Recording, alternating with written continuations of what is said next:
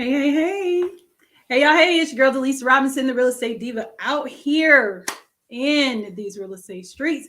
It's been a minute. Let me tell you why.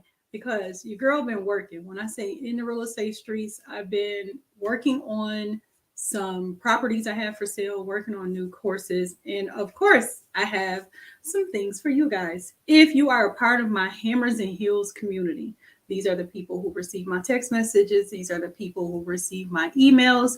Check your emails, check your text messages, because I sent y'all something today. Okay. If you are not a part of Hammers and Heels, I suggest you come on in. Now, if you want to be a part of Hammers and Heels, text the word diva to 716 306 3316. Here we go with this fly again. Okay. Now, if you want to be a part of the Hammers and Heels community, you can do that as well. Now, first things first, today we're going to be talking about some creative finance strategies that can get you into real estate really quickly with little to no money out of pocket. Because a lot of you are under this misconception. And I say misconception because you think you need good credit. You do. And you think you need a lot of money. You do. A lot of people, and that's what you're told. That's what you're told in real estate. Today, I'm going to give you 3 particular ways where you actually do not have to have great, amazing credit. And you do not have to have a boatload of cash in order to get into real estate investing using these 3 methods. Okay. Now, before we do that, I'd like to say this. You know, we have rules of engagement when you come hang out with the diva. You have one rule. Rule number 1 is if I say something that you do not understand, ask a question. Put it in the comments. I will scroll back through the comments toward the end, toward the middle, and I will start answering the questions that you have. So please, if you have any questions, put them in the comments. The second thing is if this is your first time, don't let it be your last. And if you've been here before, thank you for coming back. I appreciate you. And third, share, like, comment, subscribe. And why do I say that? Because on Instagram, I'm a simulcaster, okay? I'm on Instagram, I'm on YouTube, and I'm inside my Facebook group, Hammers and Heels. Yes, Hammers and Heels. And if you're looking for us on Facebook, we are the Hammers and Heels with the cute leopard print stiletto and the hammer. Why not? Why make it so hard to find us? We not. Okay? So comment if you can hear me. I need you to comment the number 1 if you can hear the sound of my voice. Comment the number 2 if you can hear me and see me, because I need to adjust my cameras if you don't. Like I said, we simulcast in these parts. And so this is what we're doing. Now, a lot of you have asked me, now what makes me qualified to teach you? Well, let's start off. I've been in the real estate game for 25 years, like literally in the streets for 25 years. I started out as a buy and hold investor where I bought a lot of property. Then I started flipping. Then I did short-term rentals. Well, I shouldn't say short-term, mid-term rentals to construction companies that were traveling to Buffalo. I held a lot of contracts with that. And I've done some short-term with him. And guys are going crazy with this whole, you guys are going crazy now with the whole, what do you call it? Medical. Hey, Robin, how you doing, dear? Now, here's what we're doing. If you can do this, share this video with 5 people. If you're inside the Hammers and Heels group on Facebook, you can't share, and that's fine because everybody's going to hear it. Now, I text out to my Hammers and Heels crew this, and I emailed you guys this. There is a link in text and in the email. If you click it, you will receive my 56 pages. Yes, it's an ebook for 56 pages teaching you how to wholesale real estate from what start to finish. Absolutely free of charge for you guys. If you're in Hammers and Heels, that's just to show my appreciation and also to shout out some of my students that are in the Wholesale Academy. Student number 1 is Miss Larissa Iko. I hope I said her name right because every time I try to say it, I say it different. So Miss Larissa Iko is currently in negotiations with one, but two properties that she's looking to get under contract. One of them is it's a turnkey Airbnb that this guy wants to sell. It's a 1-bedroom single family house. He's got bookings. He's selling the house, the furniture, the Airbnb, and everything else. So if anybody's interested in an Airbnb in Milwaukee, Wisconsin, inbox me and I'll give you a little information. You guys can work that out. That's number one. Mind you, the house is for sale, so you can sell the house. Number two, Miss Amber Tolliver is in negotiations with a 3-bedroom, 2-bath, single-family home in Kokomo, Indiana. And I know y'all probably like, Kokomo, Indiana, that's a song. Yes, it is. But guess what? It's also, it is a song. Come on to Kokomo. Y'all remember that song by the Beach Boys? I do. Anyway, just telling y'all, this pretty brown face is a little bit older than y'all thought she was. That's all. Now, the deal with Amber's house is it's turnkey. It's a rental ready. So the asking price is, I think, $140,000 for Amber's, and I can't remember Larissa's. I'm not exactly sure, so I'll have to get back to you on that one. And then, of course, we're going to shout out the girl of the hour, Miss Sandria Williams. She literally closed on a property, and I told you guys about this. If you guys followed me this week over social media, you heard this story. Sandrika actually found this property because she was going to wholesale it. Then she ended up doing the numbers, realized it was good of a pass up, so she ended up keeping it for herself. So not as it is today, she bought the property for $80,000. When she got the loan, the appraisal came back at $143,000. So she's walking into $60,000 in equity that she can pull out and do something else with that house if she wants. And her rental income went from $1,000 a month to $1,600 because she contacted Section 8, smart girl that she is, contacted Section 8, and Section 8 said, yeah, we could raise the rent. And they raised it to market rate rent, which was $1,600. So that's what you have to do, ladies and gentlemen. You want to understand how are these ladies getting this? These are the people that are inside my Get Wired Wholesale Academy. This is where we do a 12-week program on this. Now, this session is closed. We're on like week number 8 already. So we only got like 4 or 5 weeks left. And so this one's closed. The next one is coming up November, December-ish, because I got a lot of other things I got to get done. So I don't have time to commit to the 24 sessions that we do. We do 2 sessions a week, live sessions, instruction, implementation, and all the jazz. Okay, now, y'all wanted to know what did I have for y'all today? The free workbook. That is, if you are in Hammers and Heels, whether you receive my emails, you receive my text messages, or you are inside the Hammers and Heels Facebook group. Inside the Hammers and Heels Facebook group, the link will be dropped. It should have been dropped, but I just remembered it probably didn't get dropped because I'll drop it in as soon as this live is over. I'm going to drop it in the Hammers and Heels group. But most of you are on the email list and text list, so you'll probably get it. That's that. Now, what I want to talk to you about today, 3 ways that you can get into real estate right now. And I'm going to say with 10,000 or less. Let's start with 10,000. Seller financing. We talked about seller financing the last time I came live with you guys. We talked about who can seller finance. Anybody. What qualifies to seller finance as long as you meet the terms of the seller. And what is seller financing? Seller financing is when the owner, the seller of the property, becomes your bank. So instead of you getting a loan and paying them off and then making monthly payments to the bank, you will get a loan. They will hold your mortgage and they will put a lien on your property, and they will then give you will make monthly payments to them. Now, a lot of people ask me after I had that, you guys are asking me, well, why would somebody want to do that? Because cash flow. When you seller finance, you have to do 2 things. As the owner who is selling, you have to do 2 things. Number 1, you have to maintain legal obligations just as the bank does. So find out from your attorney, what do you have to do each month in order to, or every quarter, or every half a year, biannually, annually, that you have to give to this person.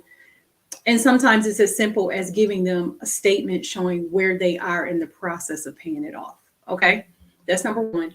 And number 2, you You have to just collect their payments and make sure your paperwork and everything is in order. That's pretty much it. Let me tell you why. Because does the bank come cut your grass? No. If you buy a house and you owe money and you pay a mortgage every month and your kitchen sink starts leaking, does the bank come and fix your sink? No. That is seller financing. That is why I and other investors will do a seller finance for you. It's like I'm holding the mortgage, you pay me monthly. Guess I get a free $1,000 a month if that's the mortgage terms. You pay me $1,000 a month and you have to repair your own sink. You have to cut your own grass. You have to shovel your own snow. You have to do all that stuff yourself.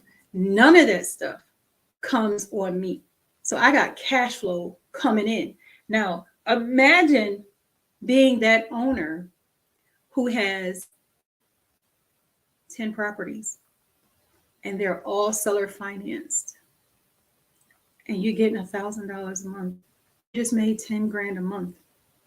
Now, what does it do to seller finance? Why would a seller want to seller finance? Again, because I'm going to get my asking price. Now, I might want more money than what you would actually want what would normally my house is worth. But you know it's a good deal, you know it's a good rental. So you find somebody and they say, hey, do you offer seller financing terms? Yeah, I'll seller finance it as long as you give me what I want. What do you want? Well, give me $5,000 down, $1,000 a month, and I'll hold your mortgage for 10 years. After 10 years, I want you to pay this out. Or after 3 years, I want you to pay this out. Or after 5 years, I want you to pay this out. Some people will say up to 30 years. Crazy as it sounds, they will. And they'll say, and the interest rate is, and you have to decide if you want to be okay with those terms. So that's why we say seller financing as long as you do the terms. And I gave you guys the example before about a duplex that's almost 3,000 square feet, 2.5 car garage, double lot, huge, 3 bedrooms downstairs, 2 bedrooms upstairs. I bought this building for $80,000 seller finance. I pay $800 a month. The rent is coming in at $1,800 a month. So my seller is cash flowing $800 a month. And he didn't have to fix anything on this house. So that's why people do it. Not only that, but you can flip a seller finance deal. People don't understand that. Well, how do you flip a seller finance deal? Simple. You seller finance it. Now you don't have to remember how they say, oh, you can go and get the loan, you get hard money loans, and it's $150,000 purchase, it's $25,000 and it's $50,000 to put into it. Now you have the $50,000 to put into it, seller finance it, you put maybe $10,000 down, you put the work into it and flip it, and then you sell it. Now you pay off the seller and you still make your profit, and you don't have to worry about owing a hard money loan. See? Creative finance strategies is where it's at. Now, another thing, so seller financing is the big one. Out of the 3 that I'm going to talk about today, seller financing is the big one. That's where you may have to come up with a little bit more money. You may have to come up with $10,000 down. But guess what? If you have business credit, and we've been talking about this lately, you can use your business credit to fund the down payment on your seller financing. So, okay. Now, y'all know I'm not the credit expert, but I know how to do it. And I know how to tell you how to do it. But I'm not the credit expert as to which banks you should go to in order to get this type of funding. Okay. I'm not that type of credit strategist. I am a person who knows how to use my credit lines, and get myself out there and get the properties that I need. Okay. Now, second, Airbnb. But Delisa, I can't find apartments to Airbnb. That's because you guys aren't looking in the right spot. Everybody, you guys are doing this. You're not looking, first of all. And yeah, I'm calling y'all out because I see y'all do it all the time. Y'all all in my inbox. Seller finance is what you may have to do. You may have to do the seller financing. I can't see the comments over here.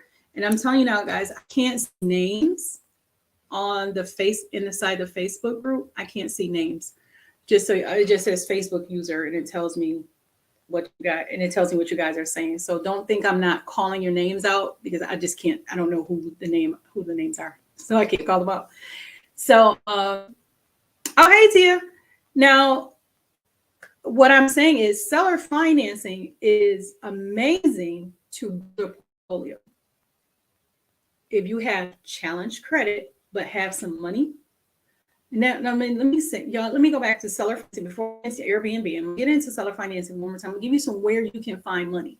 Your 401k, your stock portfolios, your insurance policies, your credit cards, your lines of credit, partnerships. That's where you can find the money for seller financing. So don't say it's not out there. You have to ask. You have to say out of your face that you want what you want. People don't know what you want. People don't know what you do because you haven't asked for it. So that's why you don't get it. Now, if you want more information on that, seller financing, the whole thing, you could just contact me and we can set up a strategy session and go over it, and I can tell you exactly what you need to do for your particular situation. And the reason why everybody's situation is different. Okay, so that's it. Now, let's talk about this Airbnb. Now, why do I get so aggravated? And yes, I get aggravated. Oh, but Delisa, you're a coach. You're supposed to be helpful. Yeah, whatever. Yeah, I'm supposed to be helpful. Yes, I'm supposed to coach you, but you have to do what you are told to do in order for things to work. If you are going to be in a position, we need a session. I'll reach out to you about the self finance. Okay, perfect. What I need you guys to understand is if you're going to Airbnb, first of all, is security deposit and rent. Money to get the property furnished. You can do that with credit. And there are so different ways that you can actually get this done. It is crazy. Okay, let's do this. Furniture stores now offer financing, fintech, and they use and they don't base it on your credit. They base it on how much money you have directly deposited from your job into your bank account. And it has to be your bank account. Okay. So they will offer you credit based on how much money you have flowing through your bank account. You can acquire your furniture. There are little mom and pop furniture stores. And my client, Mia, she's working on her 4th Airbnb now. She has started, what she did is she's in a Facebook group where they get free stuff. Have you ever heard of that? There's some groups and they're all over the country. Get the one in your area. And what they do is if somebody will put something up, like a couch, and say it's free of charge, you just gotta come pick it up. Mattresses, box springs, dressers, knickknacks, artwork, walls, dishes, flowers, plants, all kinds of stuff, intails, dining rooms, microwaves, stoves, refrigerator. People are putting up because people don't want this stuff in their house no more.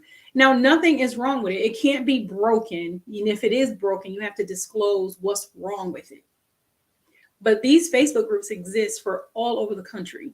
And she has got a garage, and trust me, I've seen it. She had a garage full of crap. I say crap, but it's not crap. That she's going to put in a U-Haul to travel to Montgomery, Alabama to open up her 4th Airbnb with. She got beds, mattresses, she got all kinds of stuff.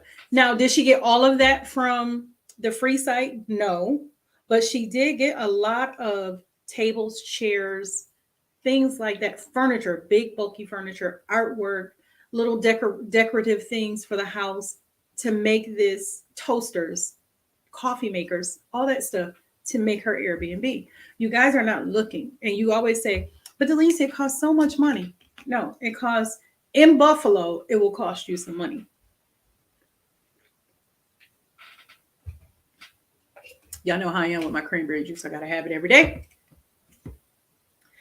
In Buffalo, it's going to cost you some money.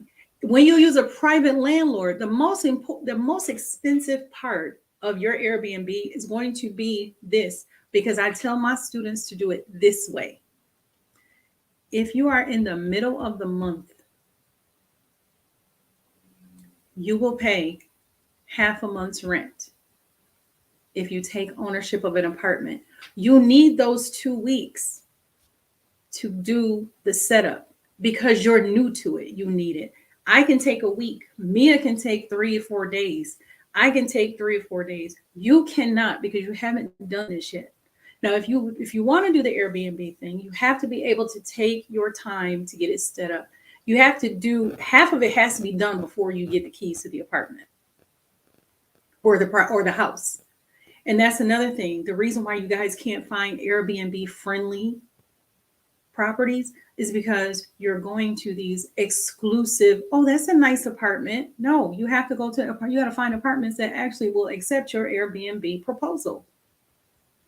Now, don't get me wrong, some of them will. Some condo associations will allow you to Airbnb. Some HOAs will allow you to Airbnb. But you have to do this in your time frame. You have to do it according to the law because you will get shut down if you don't. Okay? Now, a lot of people they do it backwards. They want to get the apartment and then I wonder what color couch I want. No. What you need to do is create your storyboards. I have design collages with everything on it. If I want an orange couch, I got a picture of an orange couch on the air so I can look and see and do the different knickknacks and decorations that are going with it. So I have this whole entire thing mapped out. Sometimes I do it on paper. You guys have seen my sketch pads. You have to plan and prepare. You can't just say, I'm going to do this, wake up one day. You got to know the rules. You got to know how to set it up on Airbnb. You have to know there are too many different ways to screw yourself over and to bring trouble to your door that you don't need. So what does it cost to do an Airbnb? I say you need a minimum of $5,000 in credit or cash. A minimum of $5,000. That is including securing the apartment with the first month's rent, the security deposit. I always take ownership in the middle of the month because it's just something about me doing things on a monthly basis and starting at the first of the month.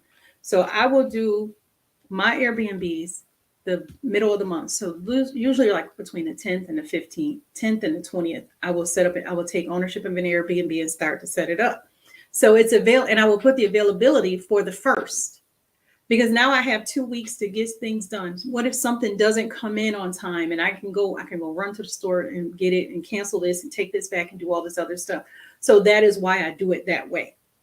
Okay. Now I will also market. You don't market. People say, well, I can't get anything. You guys need to figure out Airbnb is not a passive income job. Okay. It's nothing. It's not just passive income. You have to do some work. You can't just put it on Airbnb and say, okay, I'm done. Who knows it's there? You have to market it. You have groups. You have to look and see what's coming in your area. If you have all summer long, we have festivals. Right now, there is the state fair getting ready to go on in Syracuse, New York. Mia, and I'm using Mia because she's on my mind right now. Mia has 3 Airbnbs an hour away from the state fair. Guess what? There's nothing else to do in Syracuse but that fair. But where her Airbnbs are, there's plenty to do. So here we're going to the fair one day. Here we're doing this. My Airbnb in Houston is 5 minutes away from the Houston Stadium where the Houston Texans play football. And you know what? I am booked from February through April every year. Want to know why? Because they have that damn rodeo that I've never gone to. But because I know that rodeo is there, and guess what? Every Houston rodeo Facebook page, website, or anybody who say they got something going on at the rodeo, guess what? I have contacted these people and told these people I'm here. My people who stayed last year will stay this year. You have to do some work. Now, can it be passive? Can you set it up so you don't have to do the check-ins? You don't have to do the checkouts. You don't have to do the cleaning schedules. You don't have to do the cleaning. Yes, that part can be automated. That part can be systematic, and you have to do it a certain way. Can you be on Vrbo and Booking.com and Airbnb and Furnish Finder? Yes, but you have to work and learn how to integrate your schedule so you don't double book. So you guys have to put in that work. And a lot of people, and that's the one thing I'm noticing. Yes, you have to pay for the coaching when these coaches are out here telling you guys how to do this. You have to pay for the additional coaching, and that's not a problem. But invest in yourself so you get it done right. You don't have to invest with me. You can invest with anybody else. You can do it with anybody. I don't care who you do it with. Just make sure you get it done and you do it right, because you have to get this set up. But you don't need a lot of money. You need first month's rent, security deposit, or you need insurance. Yes, Airbnb has insurance, but you should have your own insurance too.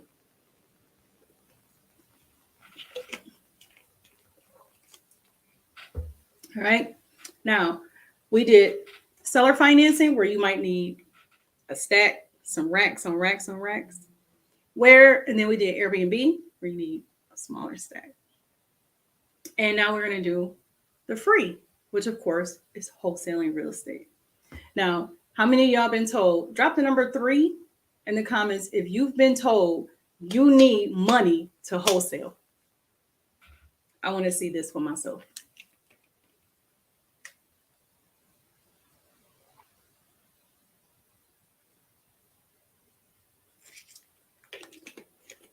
If you've been told you need to pay money to wholesale real estate, let me see.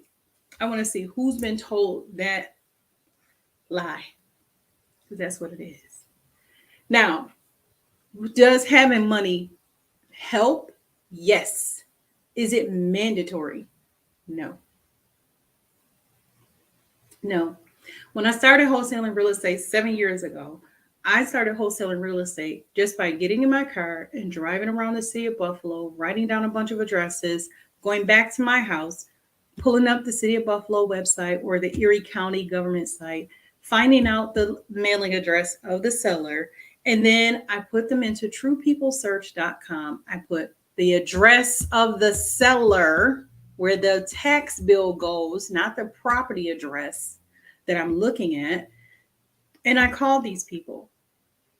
All of everything I just told you is free of charge except the gas I put in my car.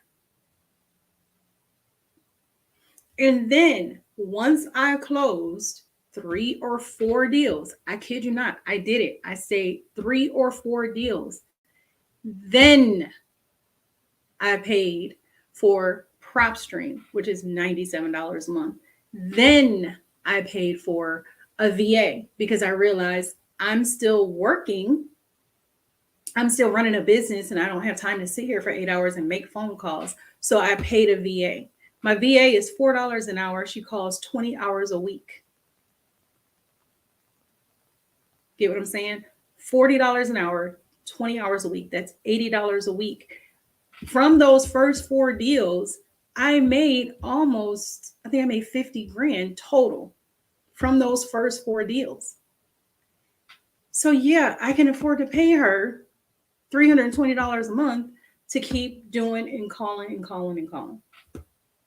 Because I took that money out and I put it to the side. I put it back into my business. Y'all problem is the first check I ever got for wholesaling was $6,439. And that's $6,439. It was my first assignment fee. I didn't take that assignment fee and go to the mall.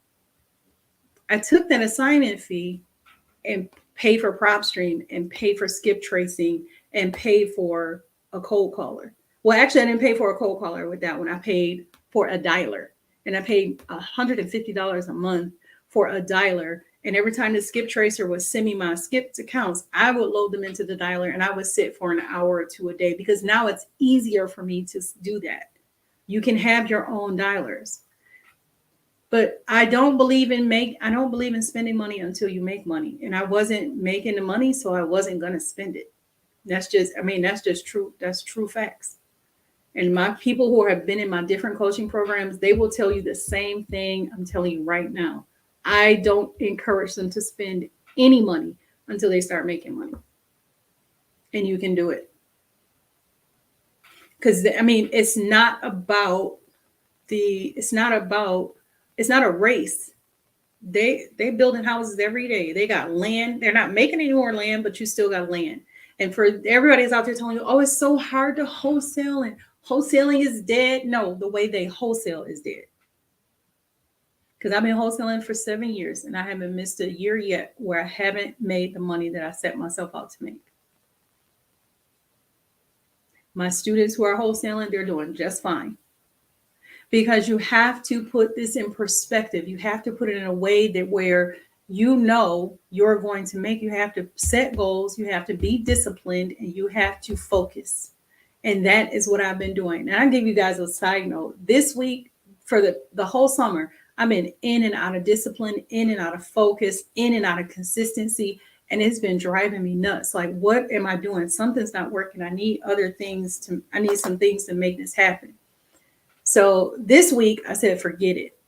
I'm going back into school mode. Every September 1st, I put myself back in school mode. That's where I start reading books that are going to help me start doing different activities and being creative and doing other things.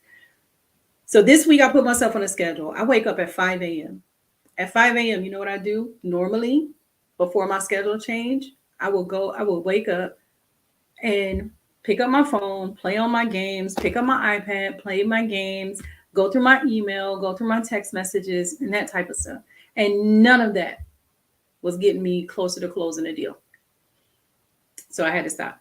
So this week, I said, okay, I'm going to get up at 6 a.m. I'm going to start working at 6 a.m. At 6 a.m., if you're on my list of attorneys, title companies, or anything, people that are buying houses from me, or people that I'm negotiating with contracts, you've gotten an email from me this week at 5 or 6 o'clock this morning, at 5:30, 6 o'clock in the morning, because I do all the stuff that doesn't require me to be on the phone talking to people. Then I break down my days and I used to break it down. I'm going to change because, like I said, I changed my schedule this week. I break down my days now where instead of having today is real estate, tomorrow is property management, this is going to be Airbnb, and this is going to be that day. No, I do a little bit every day. And I got a planner, just so you guys know. See this? My planner is full, see? And I follow my own schedule. And guess what? I've been way more productive. I've gotten 2 houses under contract that I now have for sale just this week. So you have to be disciplined. You have to be focused. You have to be willing to put in the work so that you can get the things that you need to get done. Okay?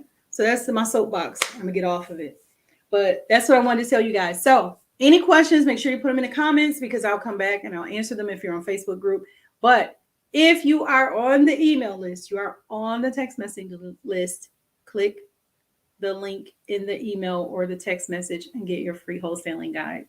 56 pages, start to finish, on how to wholesale real estate. All right. So that's where I'm at tonight. I will be in and out of live streaming for the next 5 days because I have to be in Charlotte for a conference. So I'll be in Charlotte for the Accelerate 180 conference. I'm really super excited about that because I get to hang out with some people that I've gotten closer to over the past year or two. And it's going to be great to see them again and hang out and do all this other stuff with. So I will see you guys mañana, tomorrow. All right. Remember what I always tell you, you can choose to be whatever you want in this life. I just hope you choose to be kind, because at some point in your life, somebody was kind to you, and it's just always good to pay kindness forward. Okay. And if you make kindness forward, not only does it make you a good person, but if we all start to do it, make the world a better place. So I will say hasta mañana to all of my internet cousins, and I'll see y'all later. Bye.